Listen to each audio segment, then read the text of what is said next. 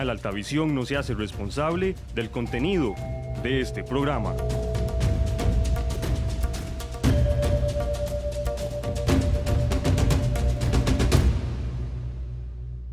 Este programa llega a ustedes gracias al patrocinio de Coope Santos RL. Gracias por sintonizar nuestro programa Hablemos, un espacio en el que analizamos temas del acontecer político, económico y cultural de nuestra región. Bien, iniciamos una edición más de su programa Hablemos, que se transmite todos los viernes a partir de las 6 de la tarde por Radio Cultural Los Santos y por Canal 12 Altavisión, un canal de Coope Santos RL. Les saluda a su amigo, el licenciado José Aquiles Mataporras, y me acompañan hoy en el set, además de nuestro invitado especial, el precandidato del Partido de Acción Ciudadana, don Carlos Alvarado Quesada, el doctor Jorge Roldán Villalobos. Doctor. Buenas noches, don José Aquiles, don Carlos, un gusto tenerlo por acá, Roy. Buenas noches, amigos televidentes y radioescuchas.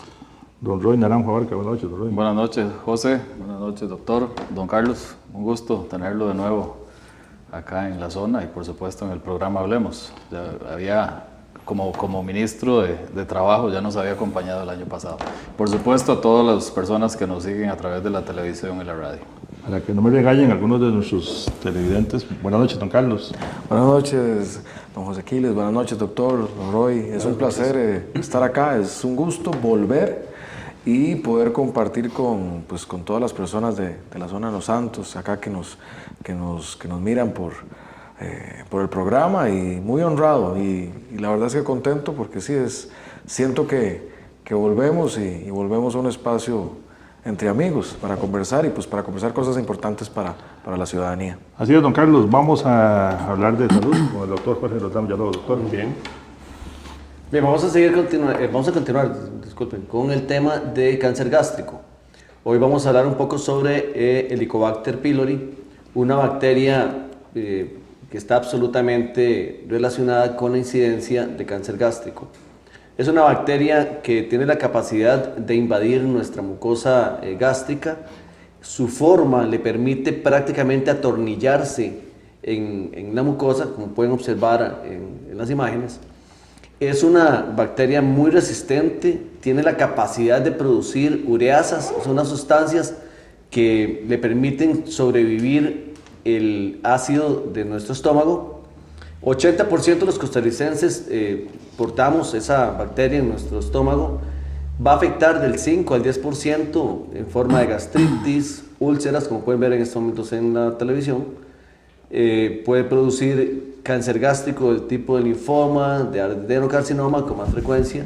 Puede incluso producir cáncer no solamente a nivel de estómago, sino a nivel de la primera porción del intestino delgado, que es el duodeno.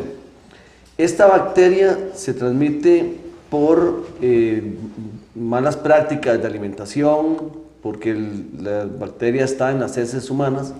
Entonces, de ahí la importancia de cuidarnos con lo que comemos y con la forma de que comemos y de que preparamos los alimentos. Muy importante, el lavado de manos. Yo pienso, se lo voy a decir a don Carlos de una vez, yo pienso que si en Costa Rica, en las secundarias, a todos los estudiantes se les diera un curso de manipulación de alimentos, se podría disminuir radicalmente el gasto en salud pública, porque la mayoría de las infecciones que tenemos en nuestro sistema digestivo son prevenibles, son altamente prevenibles con una adecuada manipulación de alimentos. Sería cuestión de financiarlo, disminuyendo un poco los gastos en publicidad de la Caja de Seguro Social, y de paso podría beneficiar también mejorar un poco el desempleo en el tema de nutrición. Pero hay que financiarlo, lo que hay que dar directrices a los educadores para lo interesante es que sería una medida que podría impactar a corto plazo el gasto en salud pública. Vea qué interesante, en los últimos 16 años el acceso a la salud se ha mantenido, han aumentado la cantidad de VAIS, las líneas lo muestran, son líneas paralelas, al eje de las X, pero la línea que se eleva en los últimos años es el número de consultas en los servicios de emergencias, y eso está dado por enfermedades infecciosas. Algunas son respiratorias, pero todas se pueden corregir con un adecuado lavado de manos. El tema de darle a los estudiantes un curso de manipulación de alimentos va a traer intrínsecamente el adecuado lavado de manos que va a ser parte de la costumbre que pueden adoptar nuestros estudiantes. Muy bien, muchas gracias, doctor. Así hemos hablado de salud con el doctor Jorge Villalobos. Muy bien. Vamos con la nota de la semana, don Roy Naranjo Abarca. Gracias, José. Esta semana, que para muchas personas es desconocido, se celebra la Semana Nacional de Seguridad Vial. Esto se incluyó como el tercer domingo de junio de cada año, pues, se celebra la Semana Nacional de Seguridad Vial. Esto, obviamente, pues el Ministerio de Obras Públicas y Transportes y el MEP, que son los que impulsaron. Básicamente es un tema de educación vial. Entonces, aprovechando que esta semana pues, se celebra, como les mencioné, la Semana Nacional de Seguridad Vial, voy a mencionar lo que pasó con las reformas a la Ley de Tránsito, ¿verdad?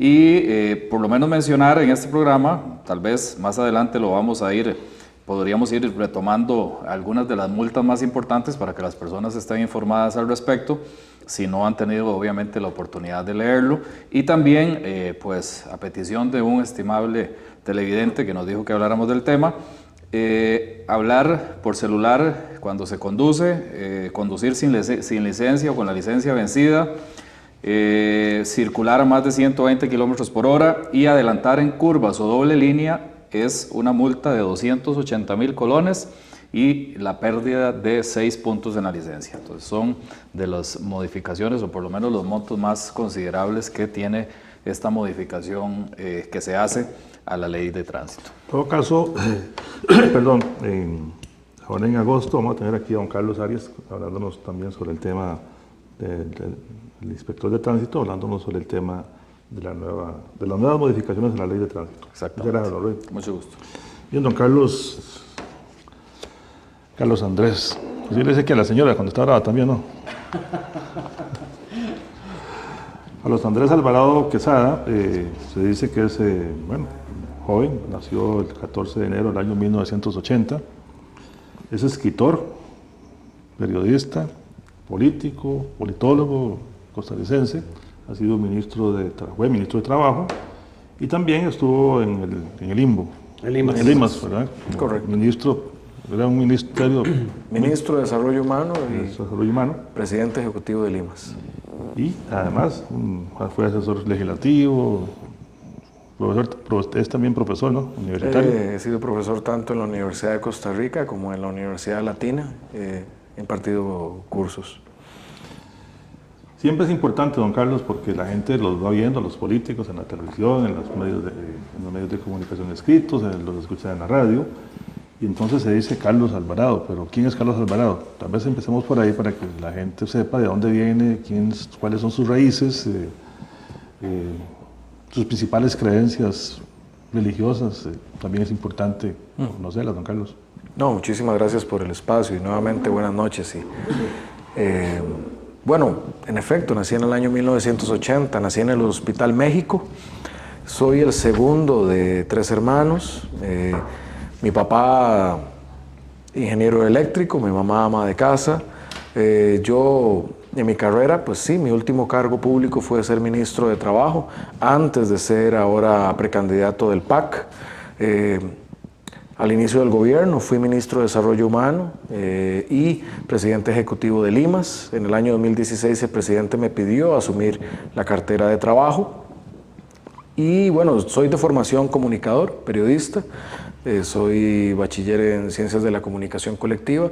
También tengo una maestría en Ciencias Políticas de la UCR y una maestría de Estudio del Desarrollo en la Universidad de Sussex en Inglaterra. Hice estudios en Inglaterra. Me gusta la literatura, he escrito 3 novelas, también me gusta mucho la música. Hace unos años tenía un grupo de rock, una banda de rock. Rockero, entonces. Sí, rockero, me gusta mucho el... Pero no coquero. No, no, doctor, por favor, no. Me gusta mucho el rock. Y bueno, fui al Colegio San Francis y mi familia somos católicos, hemos sido católicos, soy casado, tengo ya, este año cumplo 7 años de casado con mi esposa Claudia, fue mi compañera de colegio, fuimos compañeros de colegio, y tenemos un hijo de 4 años que se llama Gabriel, el pequeño Gabriel. Y bueno, ahora estamos en la parte de la política, convencido de que Costa Rica tiene que seguir la ruta de cambio que se inició con el gobierno del presidente Solís, y por eso y por la necesidad de continuar ese cambio y la necesidad de que una generación asuma las riendas del país es que estamos tomando esta tarea. Don Carlos, dicen que usted se considera como la persona más de avanzada del partido Acción Ciudadana. ¿Es cierto? Yo no sé si más de avanzada, pero yo lo que sí represento, creo que es una serie de principios, una visión que sostiene el PAC. Creo también que es ineludible hacer referencia a mi edad. Yo tengo 37 años, yo fui el ministro más joven de esta administración con 34 años. Pero aún así, en las 2 carteras que participé desde la administración pública, destaqué, creo yo, por lo que dimos como resultados al país en el trabajo. Y es parte por ese desempeño. Y también, creo yo, por la responsabilidad de continuar una ruta que estamos en este proceso de ¿Cómo conciliar de el tema familiar? Esposa, un hijo, con la política. Tienen que andar todos los días en la calle, en reuniones, saliendo temprano, llegando tarde. ¿Puede causar eso algún conflicto a nivel familiar o hay formas de poderlos conllevar? Uno procura tener un balance. No es fácil porque incluso cuando yo fui ministro y que era muy pesado laboralmente, conseguía tener un mejor balance familiar. Uno podía reservar un poquito del fin de semana o de las noches de una manera más organizada. Cuando se está en una precampaña, muchas reuniones son de desayunos muy temprano. ¿Por qué? Porque mucha gente trabaja. Otros son almuerzos, otros más bien son en la noche, porque en la noche es que la gente se libera y puede asistir a reuniones, y parte grande se concentra el fin de semana. Pero el balance con la familia, si bien ha sido parte del proceso, lo hemos hecho, yo me encargo en la mañana de mi hijo, tanto de la parte de levantar, vestirlo, prepararlo para su kinder y hacerle la lonchera, y procuro reservar una parte del fin de semana para pasar en familia. Pero sí, hay que confesar que la política tiene eso que es muy demandante y uno tiene que procurar mantener ese balance de la aspiración a servir al país con estar presente en el hogar. ¿Jugó canicas, jugó mejengas, jugó... ¿Qué hizo cuando era niño? Bueno, jugué mucho, jugué béisbol, mejengueaba, pero más que todo era portero.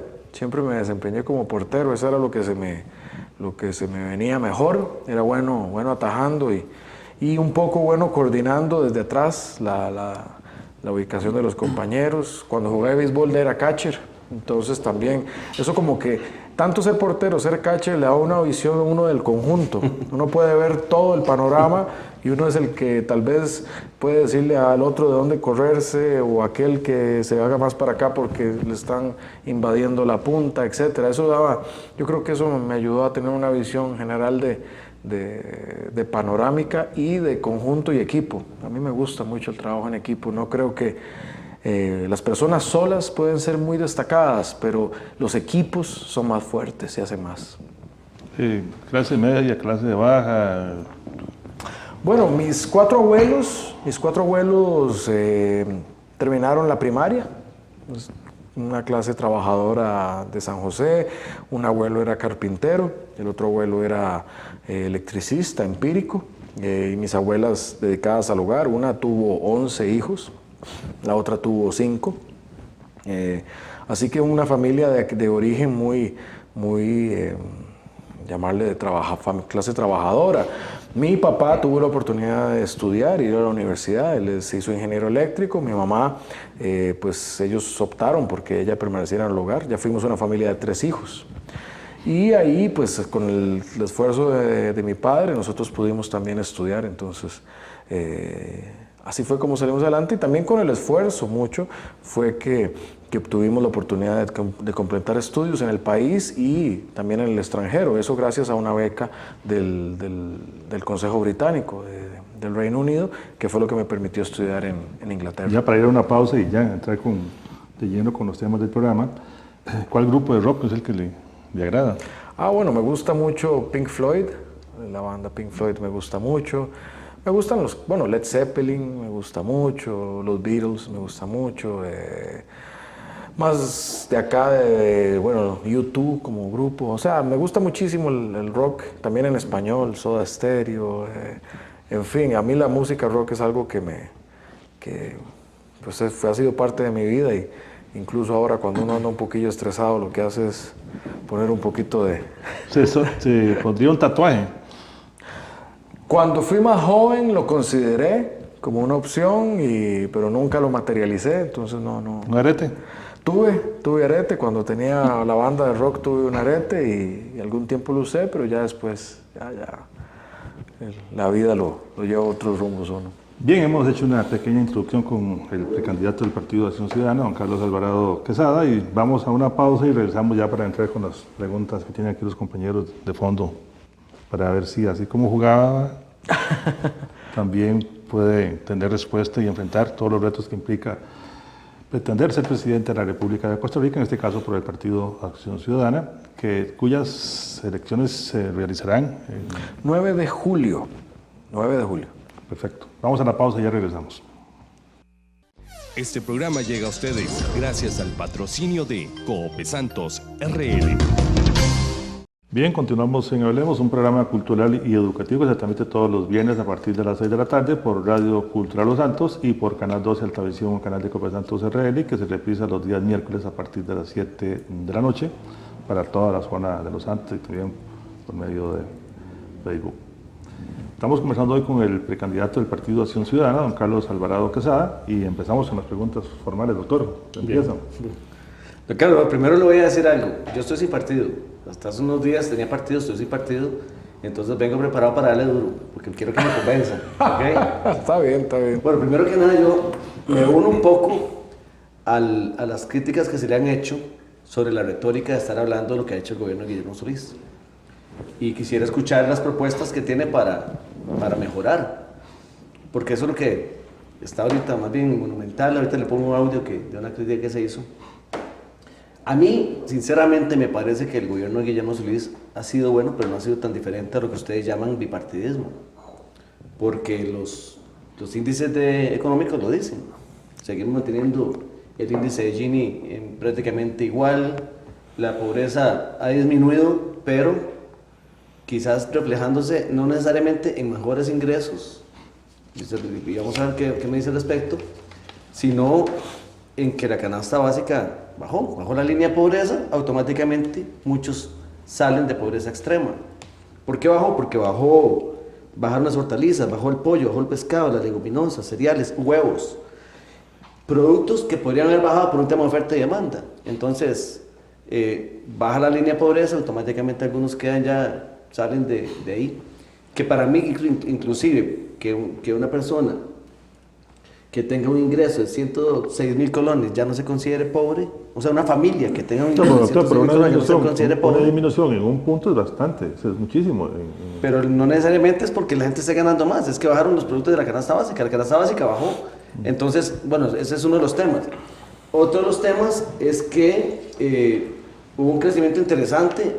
Yo no sé si eso tiene que ver con un proyecto que usted llevó a cabo, que me parece muy bueno, que es el de mapas sociales, que lograron hacer que el primer quintil, o sea, el 20% de la población más pobre o más vulnerable creciera en 3.6%. Porque ustedes focalizaron las áreas en donde tienen que inyectar más recursos. Pero el segundo quintil, en donde todavía quedan personas que pueden pasar a pobreza, creció en solamente un 0.8%. Entonces, hay algunos, revisando, siento que no ha sido un gobierno tan diferente a otros. Inclusive tiene también sus ítems, que ahorita lo vamos a hablar. Entonces, yo creo que la propuesta es que nos hable de cómo mejorar lo que ha hecho el gobierno de Guillermo Solís y no seguir haciendo lo que está haciendo. Bueno, creo que hay que ponerlo en ese contexto. Es un contexto de un avance en 3 años. Y creo que hay un elemento diferenciador clave, o al menos 2 claves. Uno, que se ha hecho en un marco de transparencia, es decir, de una costumbre de que la política tenía una gran relación con la corrupción. Este gobierno ha hecho una diferencia y el liderazgo ahí del presidente y de su gabinete en cuanto a transparencia es un tema diferenciador y es algo que tenemos que conservar. El segundo es que no ha sido un gobierno que sea para un sector específico, cooptado por un sector gran financista de campaña, por algo por el estilo, sino que es un gobierno que puede tener una equidistancia y trabajar con distintos sectores en bienestar del país. Yo creo que eso hay que conservarlo y profundizarlo. Ahora, en 3 años no se puede materializar un cambio estructural, pero sí se han logrado cambios importantes. La reducción de la pobreza es una señal muy positiva en los indicadores que bien menciona el doctor, de que se demuestra que hay una reducción importante de la pobreza. Es un tema multifactorial en efecto. Uno tiene que ver con los programas y la mejora en la eficiencia y la focalización usando herramientas tecnológicas como los mapas y otros indicadores para lograr la reducción de la pobreza. Otro, en efecto, tiene que ver con un buen manejo de la política monetaria y económica del gobierno. En efecto, el hecho de que haya un control o un buen control de la inflación defiende el ingreso de todos los costarricenses, incluso de los más vulnerables, lo cual, sumado a la mejora en los programas, logra esa reducción de la pobreza que en efecto, don José Quiles, es de 1.9 puntos porcentuales, y eso es bastante. Estamos hablando de miles, literalmente miles de costarricenses. Y eso es bueno. Casi 2 puntos. Casi 2 puntos, en efecto, en 2 años. Eso es positivo, pero ciertamente eso no es suficiente y Costa Rica aspira mucho más. ¿Qué es lo que un segundo gobierno del PAC propone? En mi caso, ¿qué es lo que propongo? La mejora en general de Costa Rica y del bienestar de Costa Rica tiene que ver mucho con una expansión del empleo, porque el empleo constituye el principal ingreso de la mayoría de los hogares. Entonces, una expansión del empleo, pero cuando hablamos de empleo hay que poner un matiz especial. Yo creo que eso es algo que las personas en la zona y en el cantón viven día a día. Don Carlos, disculpe, es que dicen que está apagado el teléfono, porque hay gente que quiere seguramente llamar. No sé si eso es factible. De acuerdo. Carlos. El problema con el empleo es nosotros estamos concentrando las oportunidades en el gran área metropolitana. Es decir, nosotros generamos muchísimo más empleo y más oportunidades en el área del GAM. ¿Eso qué es lo que nos ha derivado como fenómeno? 2 problemas que son 2 caras de una misma moneda. Uno, en el GAM los principales problemas, congestionamiento vial, las presas, la contaminación, violencia, hacinamiento. Y fuera del GAM, principal problema, falta de oportunidades, falta de empleo. Y uno lo ve acá en la zona de Los Santos. ¿Qué pasa con nuestros jóvenes? Nuestros jóvenes tienen que salir de la región para estudiar y en muchos casos para trabajar y cuando tratan de regresar a la región no consiguen empleos. Nuestra generación de empleo, y eso es una de nuestras propuestas más duras y concretas, nuestra generación de empleo tiene que tener un enfoque territorial. Tiene que tener un enfoque territorial. La principal pregunta que debemos responder a la hora de hablar de empleo es ¿dónde? No solamente cuántos ni de qué calidad, tenemos que responder dónde, porque muchísimo de nuestro talento lo que estamos haciendo a través del país es haciéndolo migrar hacia el GAM.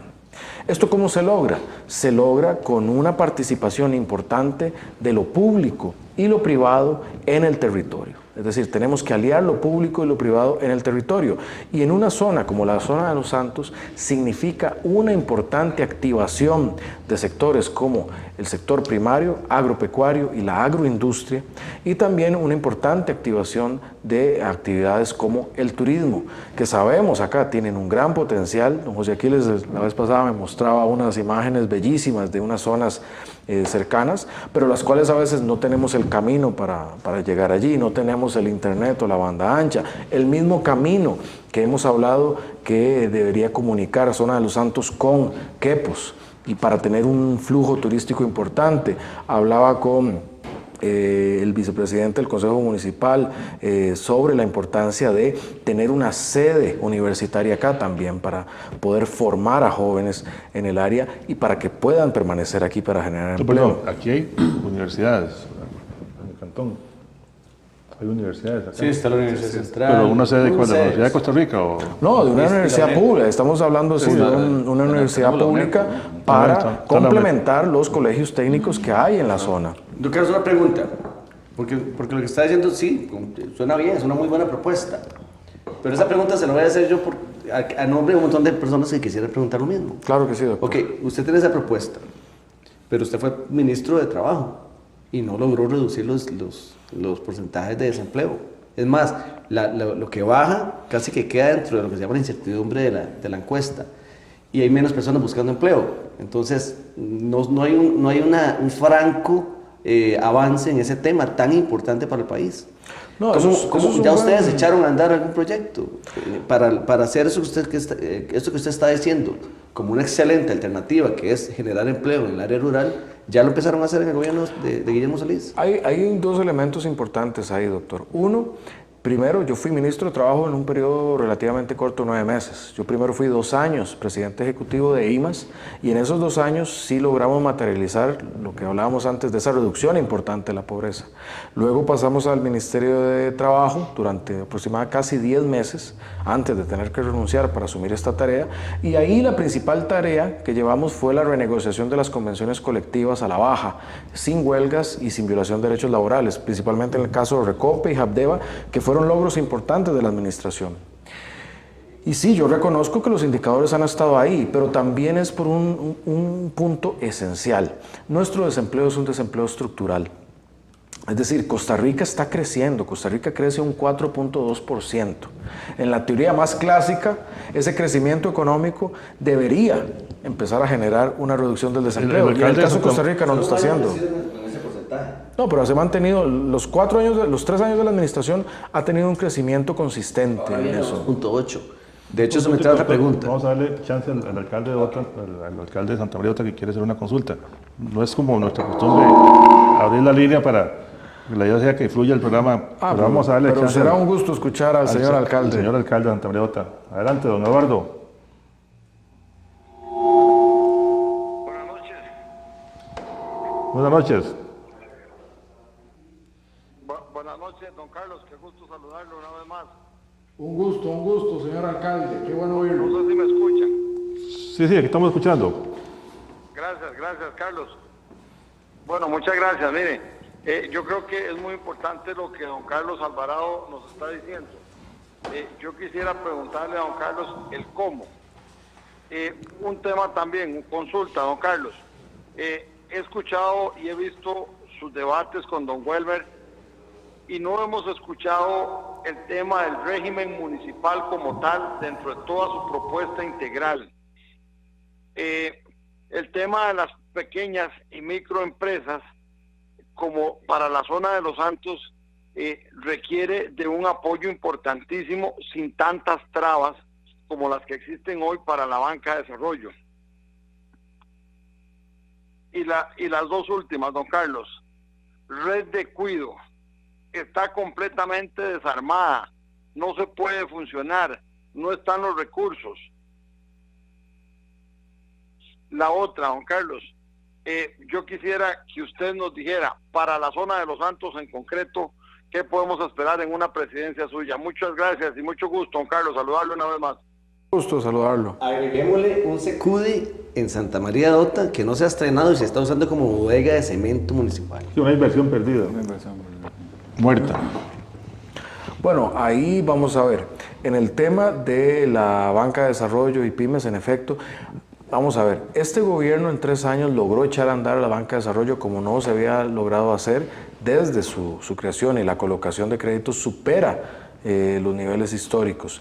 Pero sí, en efecto, lo que se ha identificado es que todavía muchas personas se aproximan a la banca y le dicen no califica o hay mucha tramitología involucrada. Eso tiene que ser parte de un proceso de mejora de la banca de desarrollo. Además, que yo propongo la creación de un escalafón que sería una banca de fomento con fondos que no sean de intermediación financiera para permitir tomar un poco más de riesgo a la hora de prestar. Hoy, por cubrir el riesgo financiero a la hora de prestar, estamos incurriendo en un gran riesgo social a mucha persona que requiere para financiar su producción, su pyme, no le estamos logrando prestar y esa sería una forma de hacerlo.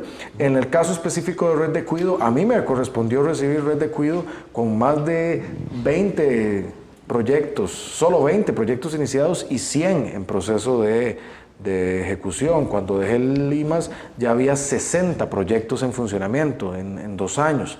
Y bueno, el caso específico de OTA habría que ver cuál es, porque hay que recordar que eso está dentro de, la modalidad SECUDI está dentro de la administración municipal, que lo lleva al otro tema. Y en el régimen municipal tenemos que pasar a un modelo, por lo menos conceptual, que es lo que se denomina la gobernanza multinivel. Es decir, que el gobierno central con los gobiernos locales, que son el gobierno más cercano a la ciudadanía, tengan una relación de alianza para concretar proyectos para la ciudadanía. La política ha entrado muchísimo en la relación gobierno central, gobiernos locales, y yo he visto en esta administración un avance considerable en eso. Un buen ejemplo es la ley de transferencia, por ejemplo, para caminos cantonales. Ha sido un monto superior a los 60.000 millones de colones de transferencia a las municipalidades para satisfacer las necesidades de caminos rurales cantonales. Probablemente este sea el momento del país donde mejores caminos cantonales estemos disfrutando gracias a esa inversión, que es una alianza del gobierno central con los gobiernos locales. Eso que se hizo en esa materia tenemos que llevarlo a otras materias porque el gobierno local es el que conoce de mejor manera qué es lo que le chima el zapato al ciudadano, qué es lo que molesta su experiencia de vida más inmediata. Aquí lo vimos en el programa anterior y lo vimos ahora que estuvimos de visita en la comunidad. Un tema que molesta a la ciudadanía acá tiene que ver con el tráfico y con el parqueo, aquí en el casco central de Tarrazú. Bueno, ese tipo de cosas son las que tiene que haber una alianza entre lo nacional y lo local para resolver lo que afecta a la vida inmediata del ciudadano, y eso es lo que tiene que hacer el gobierno, ponerse al servicio para resolver ese tipo de situaciones. Y nada más en Red de Cuido mencionar nuestra propuesta para el próximo gobierno, lo que implica es un aumento de cobertura de 40.000 cupos de Red de Cuido para personas, inclusive mujeres principalmente, que trabajen. Es decir, eso es duplicar el tamaño actual de la Red de Cuido como una forma de profundizar esta medida. De hecho, agregando eso, sí, en honor a la verdad, hay que aceptar que, por ejemplo, aquí en San Pablo León Cortés, la Red de Cuido para los chicos ya está llegando a las 8 de la noche, lo cual aumenta un montón las posibilidades laborales de muchas mujeres. Vamos avanzando. Don Carlos, rápidamente. Yo pensé que tenemos que ir a una pausa. Ok, doctor. venimos con una pregunta sobre el tema económico. Vamos a darle un rollo, cuando regresamos. Vamos a una pausa con nuestros colaboradores y ya regresamos con más de Hablemos. Hoy conversando con el precandidato del Partido Acción Ciudadana, don Carlos Alvarado Quesada, cuyas elecciones serán, es el primer domingo de julio.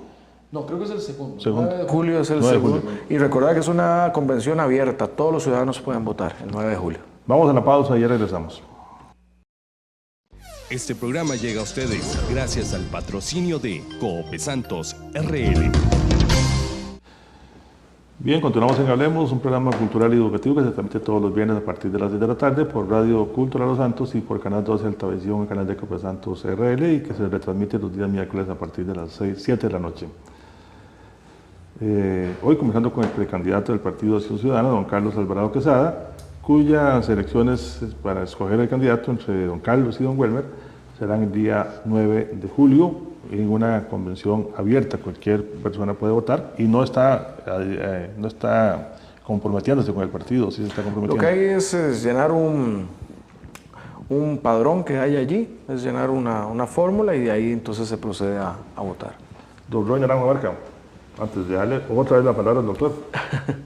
Muchas preguntas tiene el doctor. Yo creo que se va a inclinar por el PAC, doctor.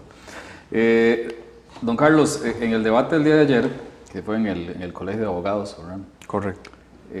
Obviamente, pues, con la participación de don Welmer y de su persona, la señora a cargo del debate abrió un espacio de preguntas del pueblo. Las preguntas, de todas las que hicieron, varias tenían que ver con trabajo, con pensiones, y su persona comentó algo sobre la reforma del empleo público. Yo quisiera pues que usted nos explique un poquito qué es esa reforma al empleo público, y aparte de eso, me gustaría también conocer su opinión respecto al sector privado, porque no sé si esta reforma es en pro del beneficio del sector público o más bien limitar los beneficios que tiene el sector público, y obviamente pues dónde queda el sector privado con su propuesta en este sentido. Agreguemos una pregunta que hace don Miguel Falles de Santa María de Ota, a quien saludamos, y dice, ¿por qué razón los debates del PAC son tan pasivos? Más bien parecen una mesa redonda que un debate. Bueno, creo que es por un ámbito de gran respeto y de poner de primero las propuestas que tenemos antes que como en otras usanzas, que es hacer más un espectáculo, un show de otra índole. Y en ese ámbito de las propuestas, una sí tiene que ver con el tema del empleo público, pero ¿cuál es la dimensión? Ahí la reforma del empleo público es para que gane el país. ¿Por qué? Hoy lo que Costa Rica está esperando es recibir más beneficios a partir de lo que invierte en el empleo público, es decir, en los empleados públicos y en la institucionalidad pública. No obstante, tenemos una institucionalidad pública con 14 regímenes distintos distribuidos en los 3 poderes de la República, donde hay diferencia en cuanto a pluses salariales. Una misma categoría profesional en un régimen gana una cosa, en otro gana otra. Hay mucha inequidad en el sistema público y no está enfocado en la eficiencia, es decir, qué recibimos como sociedad por aquello que invertimos con nuestros impuestos. Una reforma al empleo público vendría a ser cómo hacerlo más equitativo y más eficiente. Y eso en beneficio no necesariamente del sector público, en beneficio de toda la ciudadanía. Eso es lo que procura. Y en caso del sector privado, ¿qué es lo que necesitamos? Incluso territorialmente. Para hacer crecer el país más rápido, necesitamos aliar tanto lo público como lo privado en función de los objetivos de desarrollo. Nosotros venimos de un antagonismo que hemos creado en el país, donde a veces queremos decir como que lo privado es lo bueno y lo público lo malo, o viceversa, o que lo público es lo solidario y lo privado está nada más para intereses particulares. Tenemos que ver que ambos son complementarios y ambos se potencian. Lo público tiene que mejorar la infraestructura, las condiciones de banda ancha, la disponibilidad de agua, la tutela de los temas ambientales, la tutela de otros tipos de derechos. Y lo privado lo que tiene que generar es la plataforma de trabajo, de generación de riqueza, de generación de bienestar, de esfuerzo, del espíritu emprendedor de las personas. Pero eso no es que está peleado una cosa con la otra, son dos partes distintas de una ecuación que sirve para crecer. Creo que en el pasado nos hemos metido en un debate más bien que los pone como algo antagónico cuando no lo son. Yo en mi gobierno lo que aspiraré es buscar las mejores alianzas de lo público y lo privado para crecer. Creo que aquí, por ejemplo, en Los Santos es un buen ejemplo. Nosotros podríamos estar creciendo muchísimo más, por ejemplo, en el sector cafetalero. Pero para ello requerimos mucho apoyo en crédito, en mejora de todo el material genético. Hay muchas variedades de café que están produciendo muchísimo más por hectárea, pero para ello se requiere una inversión y variedades desarrolladas por el mismo ICAFE, pero para eso requerimos inversión. Eso por mencionar un ejemplo. También la comercialización. Acá tenemos uno de los mejores cafés del mundo. No obstante, tenemos que lograr posicionarlo como tal. El mejor, no los mejores, es el mejor. Bueno, disculpen, entonces, el mejor. Pero entonces tenemos que posicionarlo y que nos lo compren como tal. Y también que reconozcan que respeta normas ambientales, normas laborales, normas de diferente índole.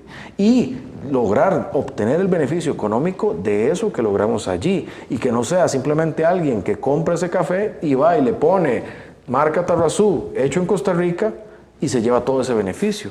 El valor agregado debe quedar acá. Pero para lograr eso, tanto de lo público y lo privado, lo que necesitamos es una gran alianza y una gran claridad para hacerlo. Tal vez, para robarle un segundito ahí a la pregunta del doctor, su opinión sobre el aumento propuesto por la Caja o por la Junta Directiva al régimen de pensiones.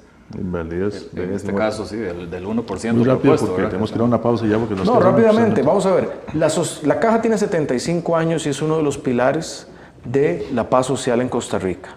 Y está unida de gobierno, trabajadores y patronos.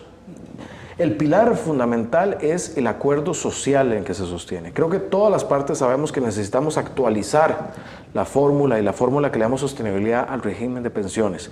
Pero no va a ser un presidente o un solo sector el que determine cómo debe hacer. Es el acuerdo de las partes el que le da esa sostenibilidad. Yo creo que ahora hemos entrado en un impasse en ese diálogo, pero ese diálogo tiene que recomponerse y tiene que tener resultados. Es el acuerdo de las partes que todas han manifestado que sí hay que aumentar, pero el cómo se va a aumentar es lo que tienen que las partes ponerse de acuerdo. Y yo como presidente lo que empujaría es a que se hagan los diálogos para llegar a esos acuerdos necesarios y dar la sostenibilidad. Muy bien. Bien, vamos a ir a una última pausa y regresamos para continuar en el programa y la parte final del mismo con don Carlos Alvarado Quesada, precandidato del Partido Acción Ciudadana. Regresamos en un instante. Este programa llega a ustedes gracias al patrocinio de Cope Santos RL. Bien, continuamos en Hablemos, un programa cultural y educativo que se transmite todos los viernes a partir de las 6 de la tarde por Radio Cultural Los Santos y por Canal 12 Altavisión, canal de Cope Santos RL. Y recordándoles que este programa se puede ver nuevamente o el reprise el día miércoles a partir de las 7 de la noche. Nos queda muy poco tiempo. Hay varias preguntas que tengo yo por acá que me han hecho vía WhatsApp, que hable de las pensiones de lujo, que hable de los sindicatos y el Estado laico, si creen en el Estado laico o no. Y como usted tiene una capacidad de retentiva importante, y para resumir, que una vez planteamos la que tiene el doctor. Voy rápido. Eso que lo que estábamos hablando ahorita, el crecimiento económico con respecto al PIB. Esta pregunta se la hice a Wilmer Ramos. ¿Okay? Hablando del 2008 para acá, hemos andado en 2.7, 1.7, 4.9, 3.5. No hemos logrado llegar ni siquiera al 5% que había prometido Guillermo Solís. Pero Wilmer Ramos dice que él va a hacer crecer a Costa Rica a un 6% sostenido durante los 4 años, anualmente. ¿Okay? Entonces, la pregunta es directa. ¿Usted cree que él es capaz de hacer eso? Y si no lo es, ¿por qué no puede hacer que Costa Rica crezca un 6%? Bueno, yo creo que Costa Rica es capaz. Costa Rica es capaz y lo que desencadenaría eso principalmente es la construcción de obra pública. Yo lo que planteo es que avancemos con la construcción del tren eléctrico de pasajeros, que eso es una inversión de 1.700 millones de dólares. Ya solo con eso tendríamos al menos una cercanía a esa cifra de crecimiento económico. Y el crecimiento es importante, pero tenemos un problema estructural. Nosotros podemos crecer al 4, 5, 6, que si no resolvemos parte estructural de la ecuación, no vamos a bajar la pobreza y no vamos a bajar el desempleo. ¿Cuál es el principal problema que tenemos? Nuestro desempleo está en personas de baja calificación, personas jóvenes mayoritariamente que no tienen la secundaria. ¿Y dónde estamos generando la mayor cantidad de empleos? Lo estamos generando en los sectores de calificación media o alta. Nuestro problema estructural está principalmente en el desentrave entre el nivel educativo de la gente desempleada y el tipo de empleos que estamos generando. ¿Cómo podemos revertir eso? Con varias medidas. 1, inclusión educativa. Llevar a nuestros jóvenes a concluir sus estudios y eso con planes de estudios más atractivos, mejor infraestructura, mejores incentivos para que terminen los estudios. También activando territorialmente el empleo, formas de hacerlo a través de un fomento agresivo y positivo para la agricultura, para generar empleo en las zonas rurales, costeras, fronterizas, y también actividades como el turismo, pero principalmente la agricultura, que han estado apagadas en este tiempo. Creo que el crecimiento tiene que ir de la mano con la reducción de la desigualdad. Nosotros podemos crecer al 4, 5, 6, 7. Si no resolvemos las otras variables estructurales, lo que vamos a estar generando es desigualdad en el país. Y puede que haya un grupo que siga siendo muy pobre y otro muy rico independientemente del índice de crecimiento. Por eso es tan importante entrar a otras variables y no solo hablar de crecimiento, que es importante, pero encadenar otras cosas. En el Estado laico sí, creo en el Estado laico, creo en una separación entre las religiones y la Iglesia y el Estado, que no significa renunciar ni a las religiones, ni a la creencia en Dios, pero sí de una visión republicana que ve el Estado como un ámbito de ciudadanos y su relacionamiento con la democracia del Estado. En relación a sindicatos, abusos de sindicatos, abusos de los sindicatos. Las pensiones de lujo, creo que era también la primera. De lujo, sí. En esta administración se combatieron las pensiones de lujo, se aprobaron 4 reformas de ley para su reducción y como ministro de Trabajo me correspondió implementar esas reducciones. Le ahorraron al país al menos unos 21.000 millones de colones al año. Eso es equivalente al presupuesto del Ministerio de Trabajo de un año. Es una reducción importante y la defendimos también ante la Sala Constitucional cuando algunos exdiputados quisieron traerse abajo esas leyes. Las defendimos tanto en las Cortes como en la prensa y logramos ganar y defender ese rebajo. Y en los sindicatos creo que son movimientos importantes que hay en el país, así como lo hay otros grupos importantes.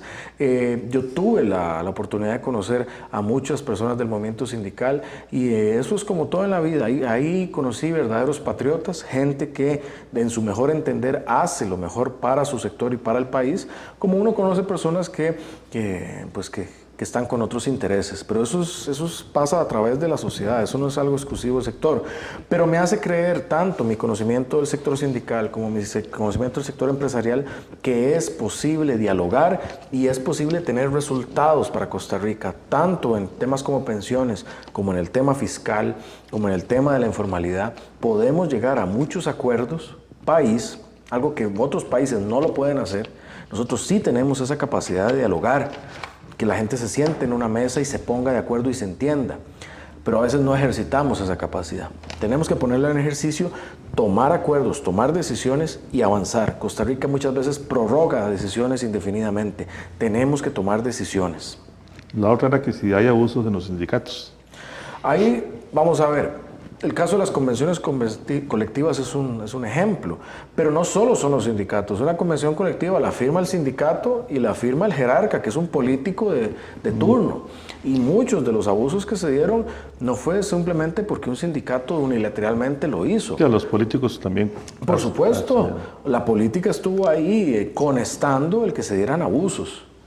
Eso fue lo que empezamos a cambiar en esta administración, que se empezó más bien a reducir eso. Pero hay una gran responsabilidad política porque es el político el que también firmó para acordar eso que es abusivo. Adelante. Gracias. Don Carlos, ¿qué le queda pendiente al gobierno actual, obviamente, y que sería un proyecto interesante para su persona el retomarlo y terminarlo, o concluirlo si es que está? Yo tenía ahí igual una en ese mismo, esa es mía, ¿cuál es el punto? Vamos a ver cuál es la mejor acción del gobierno actual y cuál ha sido el punto negro de esta administración, complementar la que tiene Roy. Bueno, creo que hay que completar obras importantes como lo es la carretera, la ruta de San Carlos, hay que completar la ruta a San Ramón, a Cartago, pero ya hay avances importantes en eso. El tren eléctrico está ya en prefactibilidad, se está avanzando en esa factibilidad y yo esperaría en una administración mía ejecutarlo. Es el viaducto. Es correcto, el tren elevado en viaducto, para que no tenga que cruzar todos los cruces de calle que hace hasta ahora, que son más de 200 en todo su transcurso. Seguir con la mejora en la infraestructura educativa, pero yo sí aspiraría que hagamos una mayor descentralización de la educación. Muchas cosas en la educación tienen que responderse desde San José y no desde los espacios inmediatos, aunque se ha hecho una buena labor en la parte educativa. Creo que el legado de este gobierno es, 1, gobernar con transparencia y 2, demostrar que se podían hacer cosas que se pensaba que no se podía hacer. O sea, desentrabar mucho del país. O sea, cuando llegamos al poder había una sensación de que era imposible hacer cosas y este gobierno ha hecho cosas. Lo que uno podría decir para una segunda administración del PAC es hay que hacerlas más rápido.